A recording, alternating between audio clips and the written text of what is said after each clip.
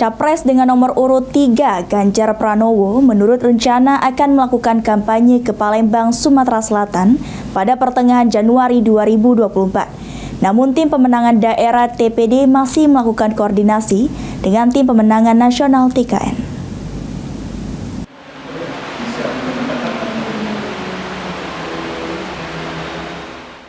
Disampaikan oleh Ketua Tim Penanganan Daerah TPD Sumsel Yahya Maya Sakti, menurut rencana Ganjar Pranowo Capres nomor urut 3 akan melakukan kampanye di Palembang pada tanggal 21 Januari mendatang.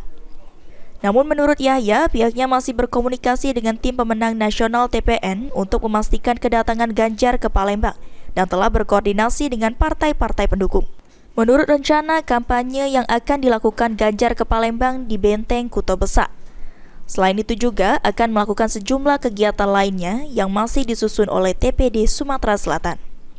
Usulan kita bisa menjadi usulan